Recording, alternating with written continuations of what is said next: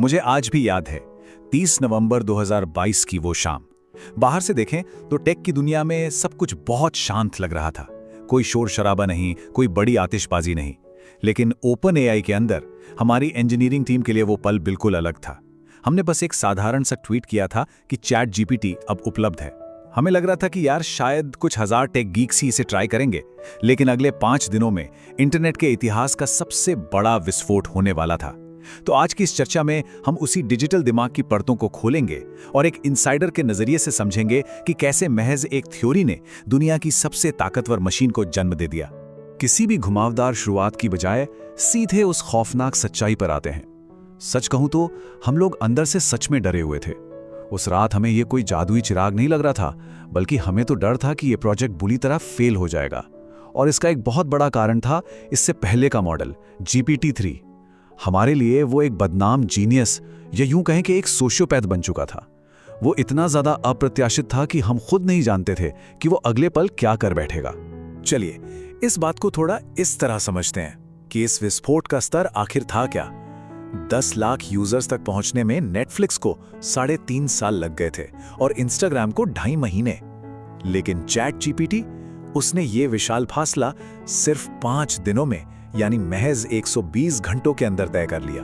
ये सच में पागलों वाली बात थी। लोग हैरान थे। कोई उससे कविता लिखवा रहा था, कोई रातों रात कोडिंग कर रहा था, तो कोई अपने बिल्कुल निजी सवाल पूछ रहा था। अब यहाँ एक बहुत दिलचस्प बात है। एआई की दुनिया में 1950 के दशक से ही एक बुनियादी समस्या चली आ रही थी। शुरुआती मशीनें टेक्स्ट को कैलकुलेट तो कर लेती थी, लेकिन वो शब्दों की भावना या कहें कॉन्टेक्स्ट को बिल्कुल नहीं समझती थी। जरा सोचिए, एक इंसान ने डिक्शनरी के सारे शब्द रट लिए हों, लेकिन उसे भावनाओं की कोई समझ ना हो। अगर बैंक शब्द कहा जाए तो मशीन पूरी तरह कंफ्यूज हो जाती थी कि बात पैसे जमा करने वाले फाइनेंशियल बैंक की हो रही है या नदी के किनारे वाले रिवर बैंक की। और पता है, इसी कॉन्टेक्स्ट की कमी ने हमारे सामने एक बहुत बड़ी इंजीनियरिंग चुनौती खड़ी कर दी थी, जिसे हम दी अलाइनमेंट प्रॉब्लम कहते हैं। जैसा कि मैंने पहले बताया, हमारा GPT-3 मॉडल एक सोशियोपैथ की तरह बर्ताव कर रहा था। उसे अरबों शब्द तो पता थे, लेकिन वो धड़ल्ले से झूठ बोलता था, नफरत भरी बातें करता था और कई बार बहुत डरावने जवाब देता था।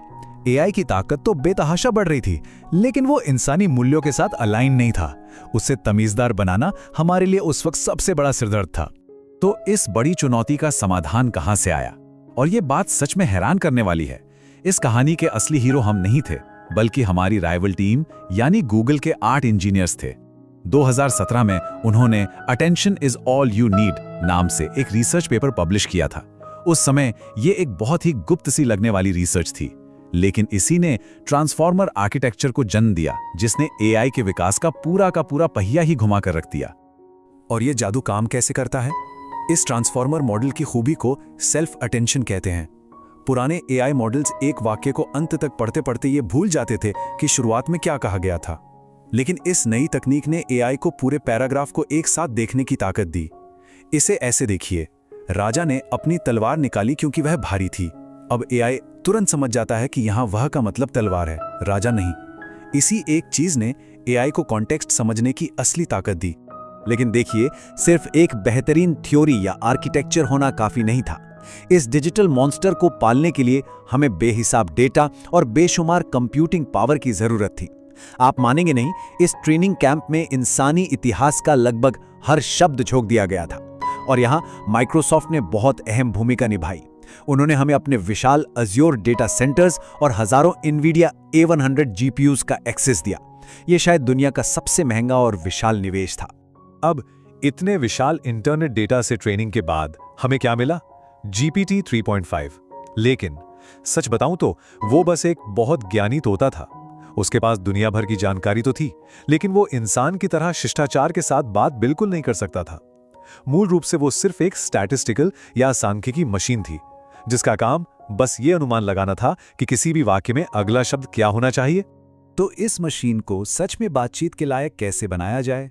यहीं पर हमारा सीक्रेट सॉस काम आया, जिसे हम RLHF कहते हैं। हमने हजारों लोगों की एक अदृश्य सेना हायर की।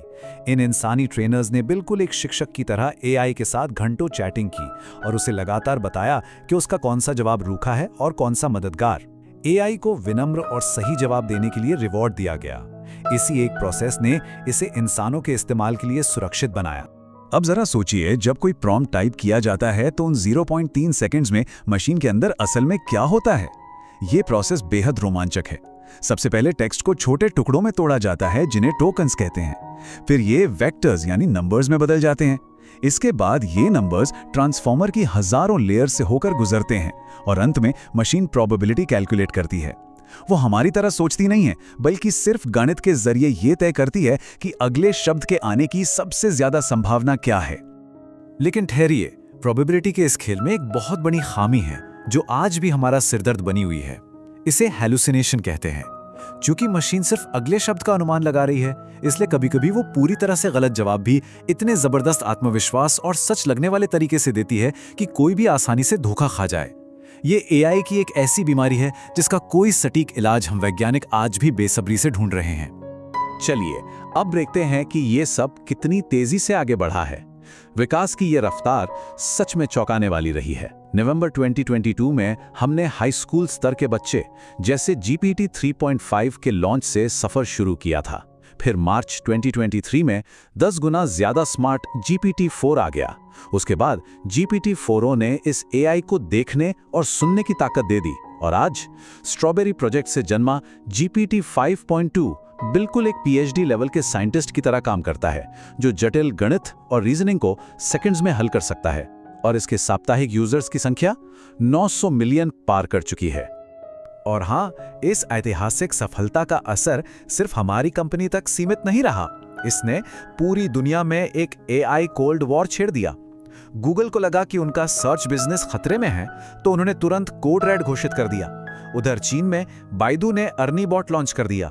इटली ने प्राइवेसी के चलते AI को बैन कर दिया और इलॉन मस्क ने तो ओपन AI पर केस ही कर दिया कि ये अब प्रॉफिट बनाने वाली मशीन बन गई है।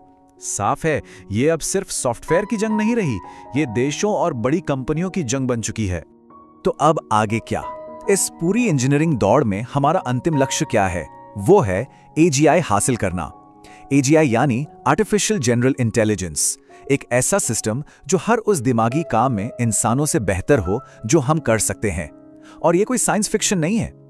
अनुमान लगाया जा रहा है कि 2026 तक AI एजेंट्स इतने स्वायत्त हो जाएंगे कि वे खुद ही ईमेल्स पढ़ेंगे, आपके शेड्यूल्स मैनेज करेंगे और यहां तक कि रिसर्च पेपर्स भी खुद लिखेंगे। और इन सब के बीच एक बहुत बड़ा सवाल हमारे सामने खड़ा होता है। मशीन और इंसान के बीच की लकीर लगातार धुंधली होती जा रही है। हमने चिराग से एक ऐसा जिन बाहर निकाल लिया है जिसकी ताकत असीमित है। तो क्या ये इंसानियत का सबसे महान और मददगार आविष्कार साबित होगा या फिर ये हमारा आखिरी आविष्कार होगा? इस सवाल का जवाब सिर्फ और सिर्फ आने वाला वक्त ही दे सकता है। इसी विचार के साथ आज की इस चर्चा को यहीं विराम देते हैं। सोचने के लिए सच में बहुत कुछ है।